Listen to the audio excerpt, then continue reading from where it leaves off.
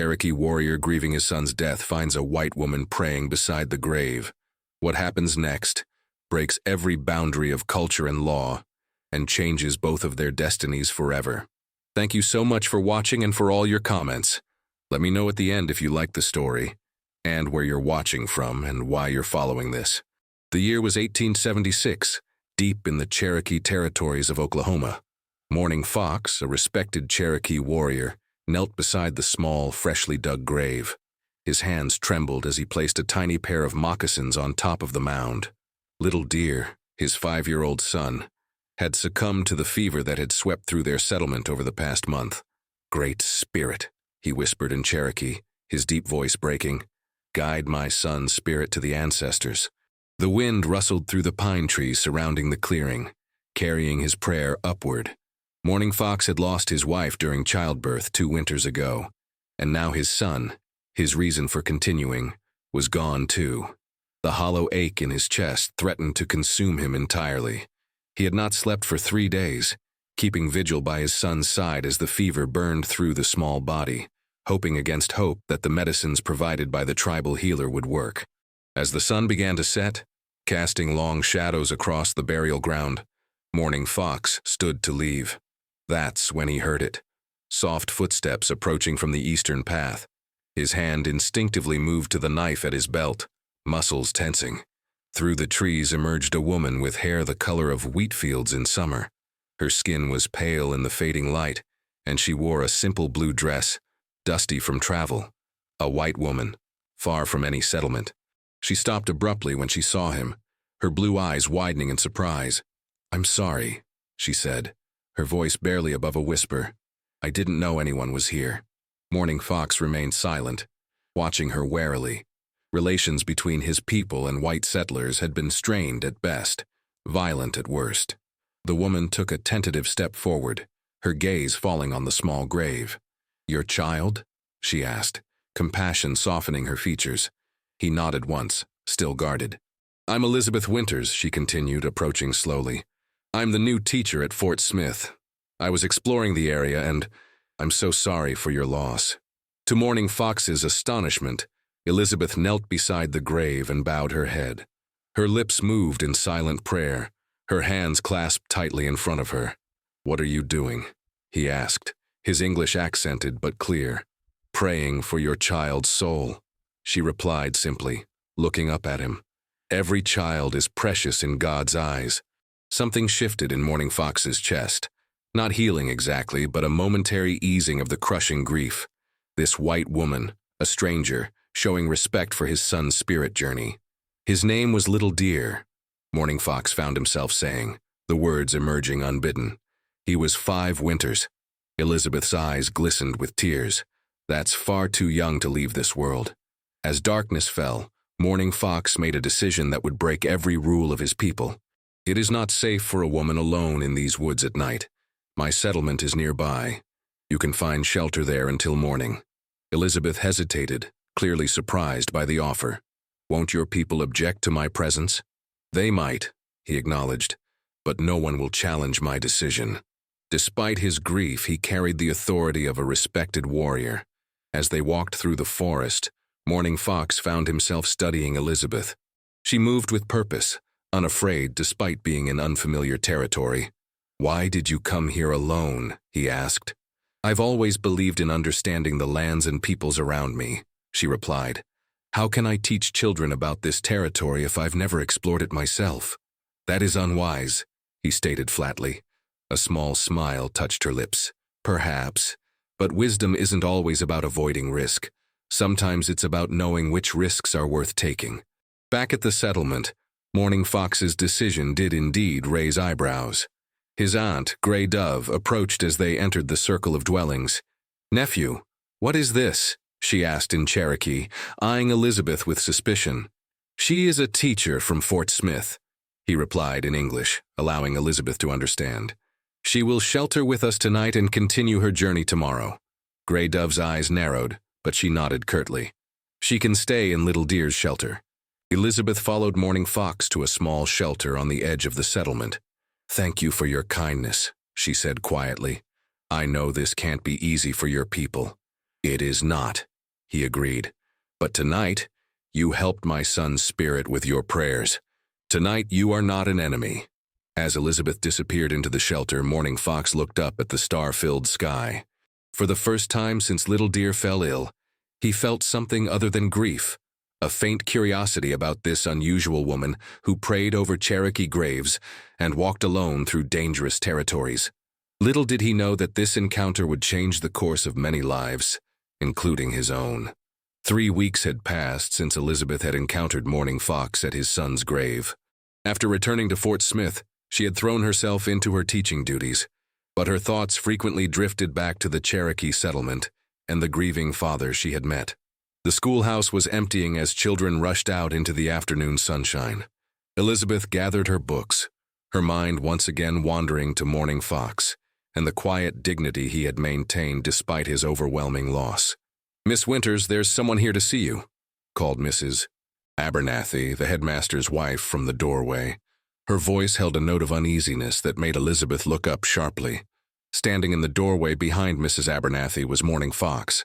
He was dressed in a mixture of traditional Cherokee clothing and items clearly obtained from white traders, buckskin pants and a cotton shirt, with his long black hair tied back with a leather cord.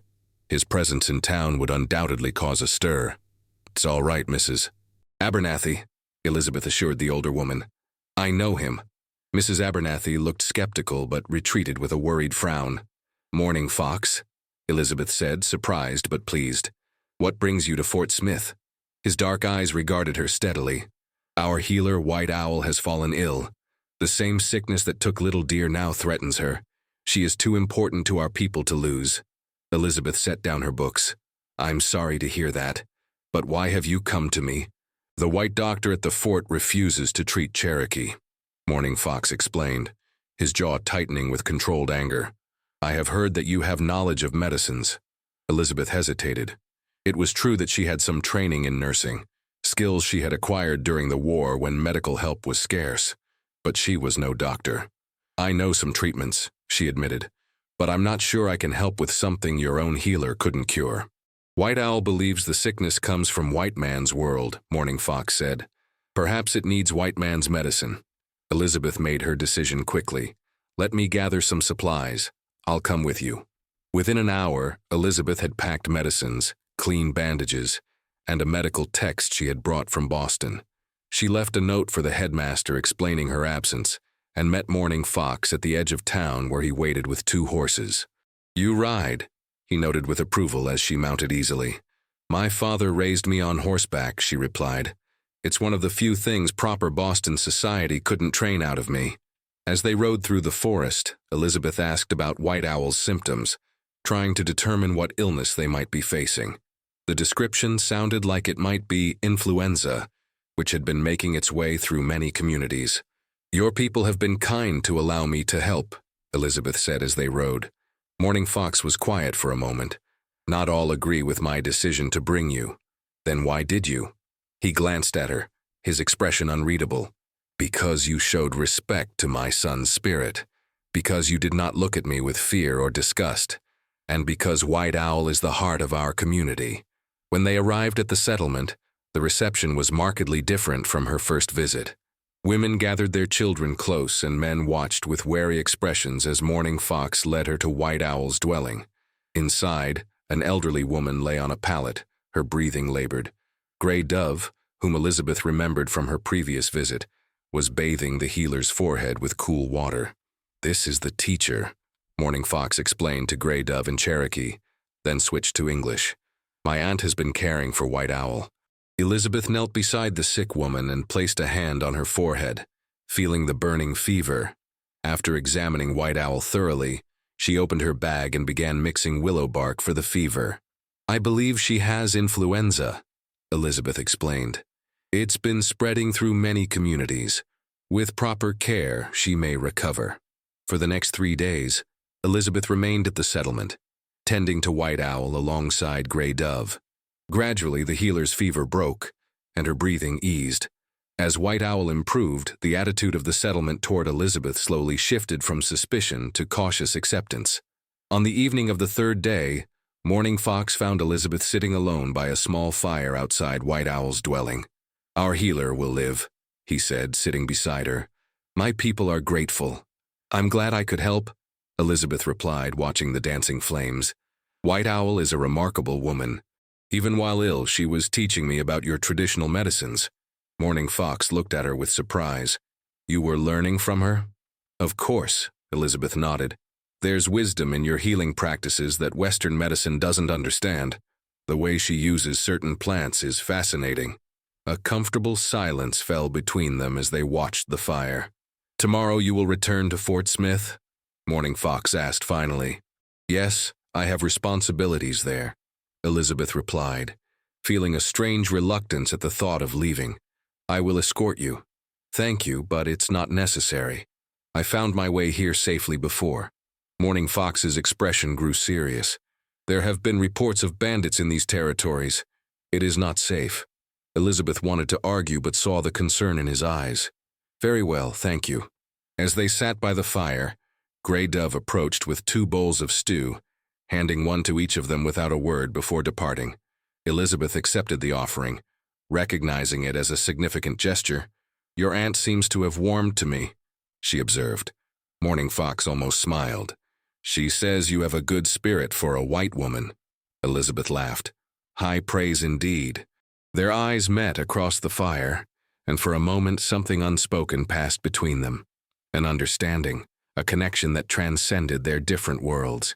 "Tell me about little dear," Elizabeth said softly, "if it's not too painful to speak of him." Morning Fox was quiet for so long that Elizabeth thought he wouldn't answer.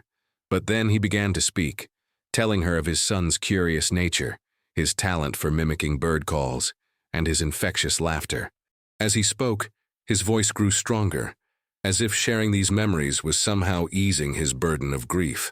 In turn, Elizabeth told him about her journey west from Boston, about losing her parents to typhoid, and her decision to become a teacher in the territories.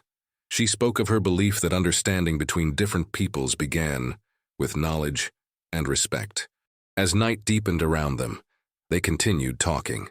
2 people from vastly different worlds finding unexpected common ground in their shared humanity.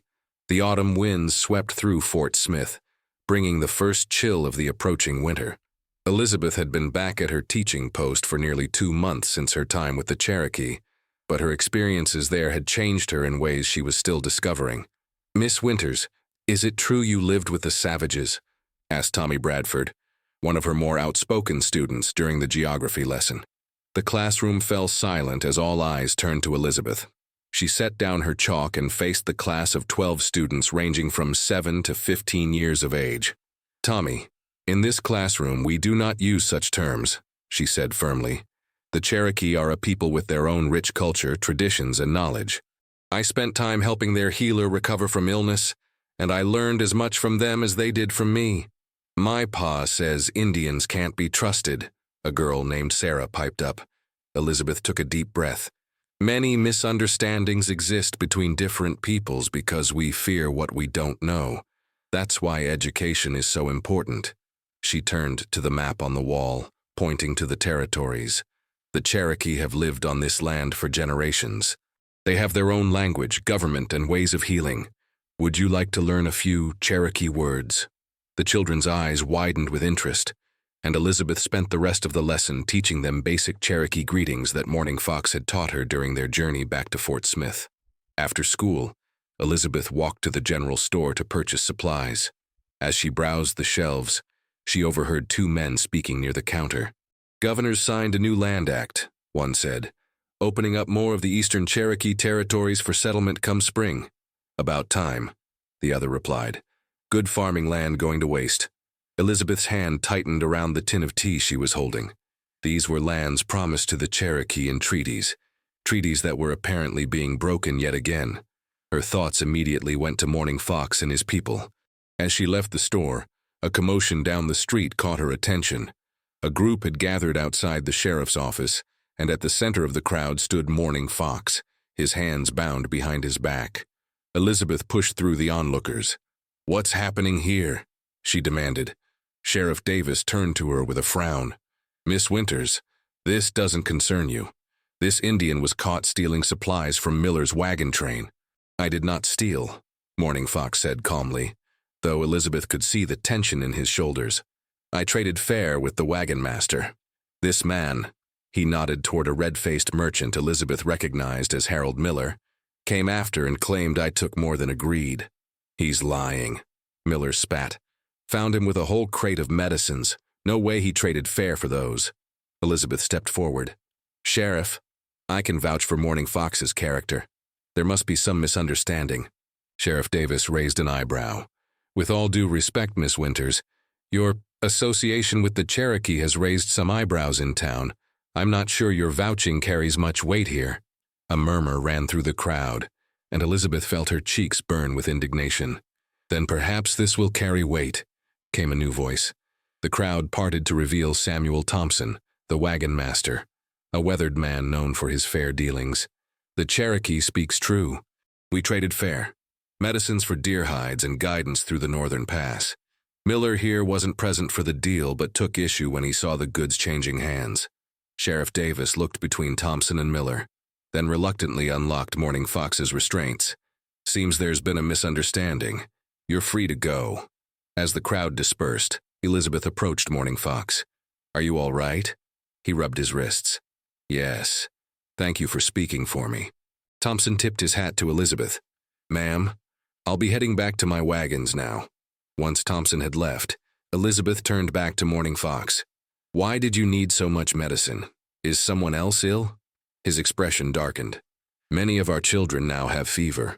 White Owl sent me to trade for white man's medicine since ours is not strong enough against these new sicknesses. Elizabeth's heart sank. The same illness that took Little Deer? Morning Fox nodded grimly. 3 children have died already. More are sick. Without hesitation, Elizabeth said, I'm coming back with you. Your school can manage without me for a few days.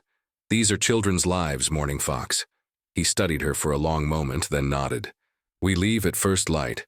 Elizabeth spent the evening gathering additional medical supplies and writing a letter to the headmaster explaining her absence. By dawn, she was waiting at the edge of town where Morning Fox had told her to meet him. They rode hard through the day, stopping only briefly to rest the horses. As they traveled, Morning Fox explained that the settlement had moved to their winter grounds, deeper in the forest where they would be sheltered from the harsh weather. The sickness makes this move more difficult, he said as they rode side by side. The elders debate whether to continue or stay. Moving ill children could worsen their condition, Elizabeth cautioned. Yes, but staying means less food and protection from winter storms. When they arrived at the settlement, Elizabeth could immediately see the situation was dire. Several makeshift sick tents had been erected, and the normally bustling community was subdued. Gray Dove emerged from one of the tents, her face lighting up with relief when she saw Elizabeth. You have brought the teacher, she said to Morning Fox in English, clearly for Elizabeth's benefit. White Owl will be pleased.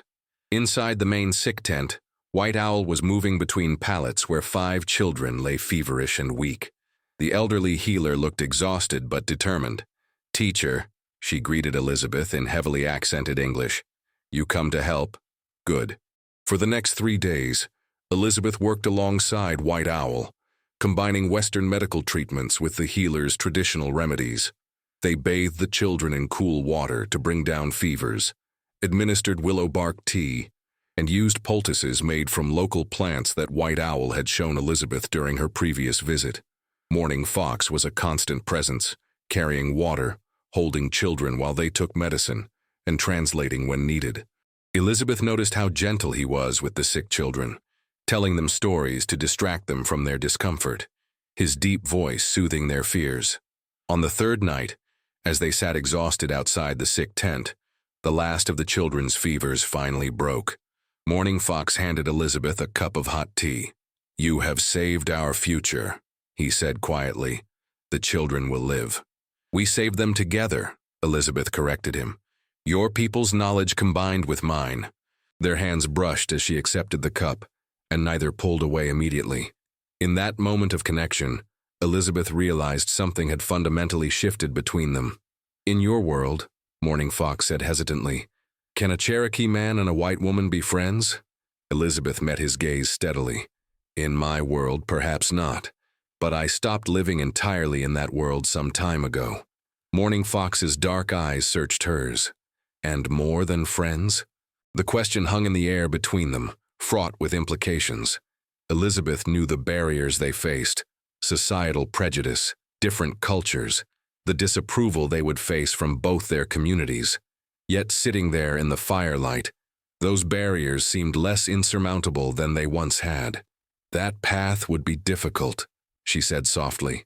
All worthwhile paths are difficult, he replied.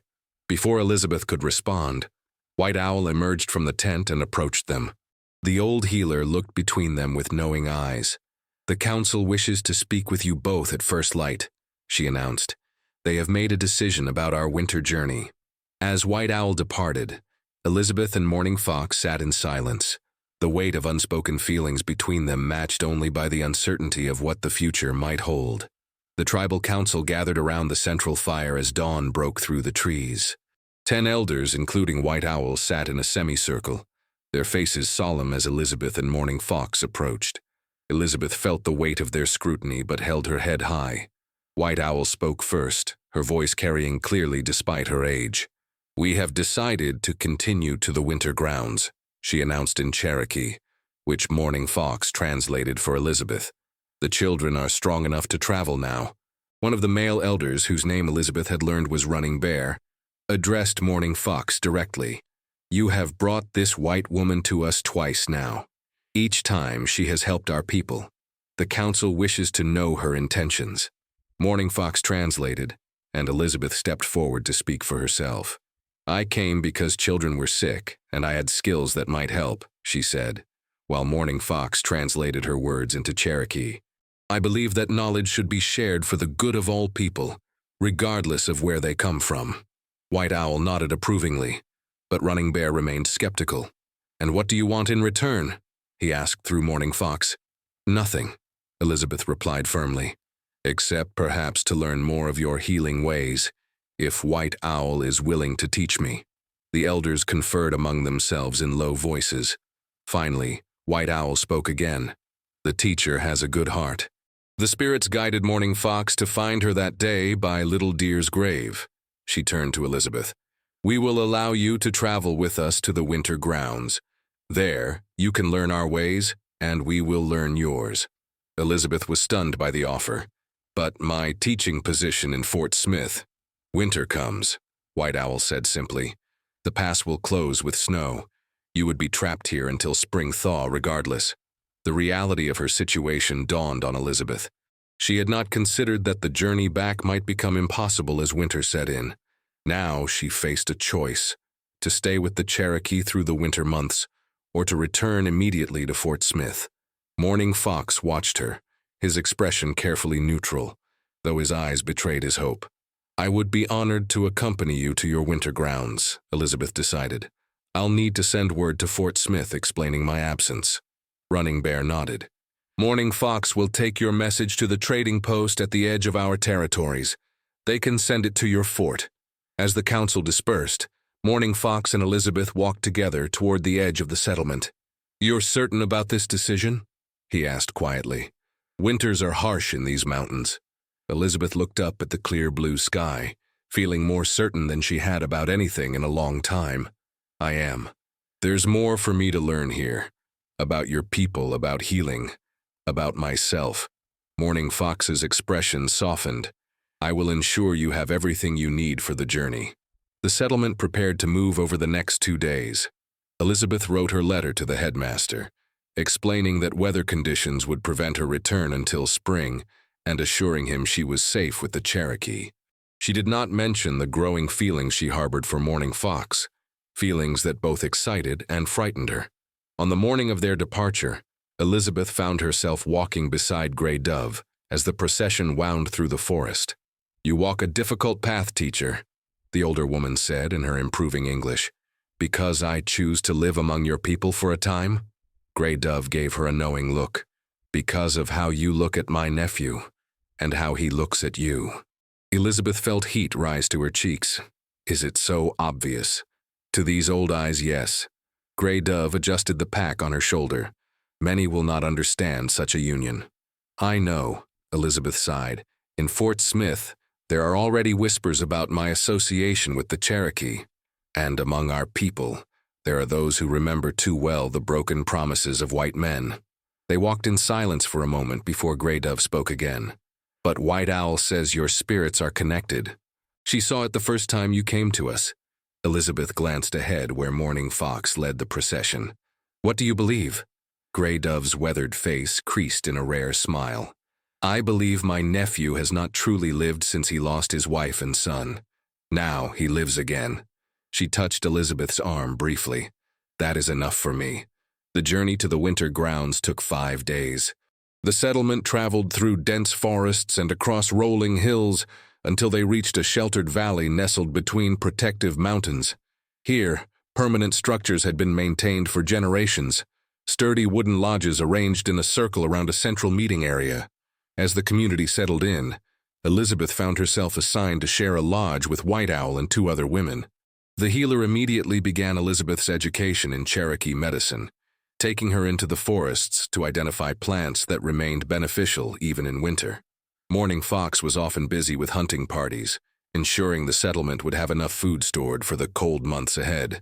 But in the evenings, he and Elizabeth would sit together by the central fire, sometimes talking, sometimes simply enjoying each other's company in comfortable silence. One crisp evening, after the first snow had dusted the valley, Morning Fox asked Elizabeth to walk with him to a nearby ridge.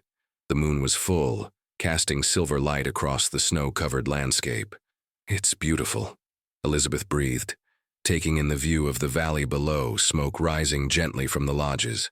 This place has been home to my people for more generations than can be counted, Morning Fox said. Each winter, we return. Each spring, we leave again. The cycle continues. Elizabeth turned to him.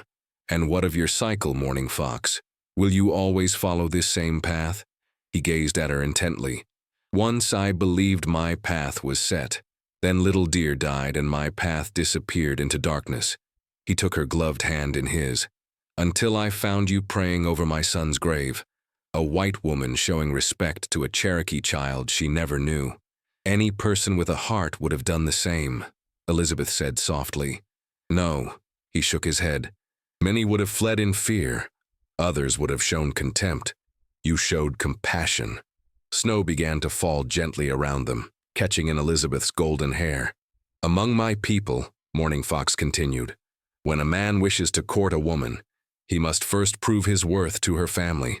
I have no family to prove your worth to, Elizabeth Winters, and you have no family for me to prove mine. We have only ourselves, she agreed, and the judgment of 2 worlds that would keep us apart. Elizabeth squared her shoulders. I've never much cared for other people's judgments, Morning Fox. I came west because Boston society had too many rules about who a woman should be and how she should live. I won't let fear of judgment dictate my heart now. A smile, rare and beautiful, transformed Morning Fox's serious face. Then I ask permission to court you properly in the way of my people. I would be honored, Elizabeth replied, her heart full. As winter deepened, Elizabeth became fully integrated into the life of the Cherokee settlement. She continued learning from White Owl, while sharing her own knowledge of reading and writing with the children. Some of the more skeptical community members gradually warmed to her, as they saw her genuine respect for their ways. Morning Fox courted her according to Cherokee tradition, bringing her the first portion of his hunt, crafting a special blanket for her, and telling stories of his people around the evening fires. Their growing relationship raised eyebrows among some, but White Owl's approval carried significant weight. By the time spring began to melt the snow in the valley, Elizabeth and Morning Fox had made their decision. They would build a life together, creating a bridge between 2 worlds. I will return to Fort Smith briefly, Elizabeth told him as they walked along a stream swollen with snowmelt. I need to resign my position properly and collect my belongings. And then? Morning Fox asked. And then I thought perhaps we could build a school, she suggested. Here at the edge of Cherokee lands. A place where both Cherokee and white children could learn together, each other's languages, histories, and ways of healing. Morning Fox considered this.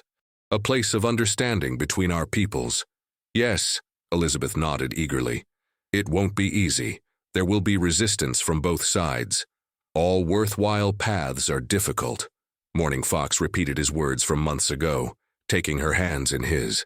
But we will walk this one together.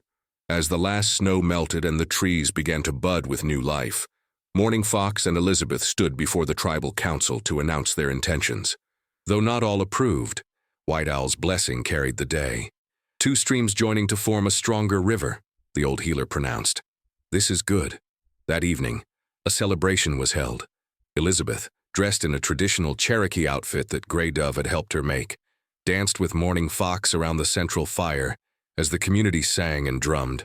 Not everyone participated. Some still held reservations, but enough joined to make the occasion joyful. Under the stars, Morning Fox led Elizabeth away from the celebration to the ridge where he had first asked to court her. In the Cherokee way, he said, marriage is a simple thing. Two people declare their intention to walk the same path, and it is so. In my tradition, vows are exchanged, Elizabeth told him. Then let us have both, Morning Fox suggested. Here, with only the stars as witnesses. In the quiet of the spring night, they made their declarations. He in Cherokee, she in English, each then repeating in the other's language words they had carefully practiced.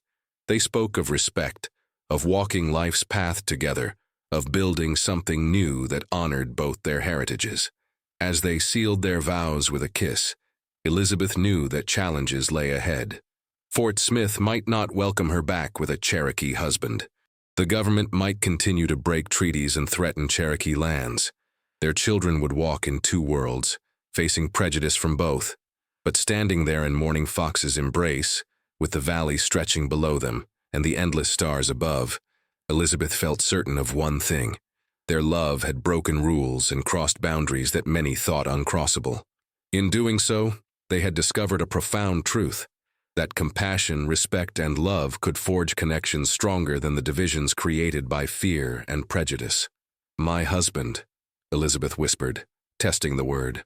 My wife, Morning Fox replied, his voice filled with wonder at how the Great Spirit had brought healing and new life from the tragedy of his son's death.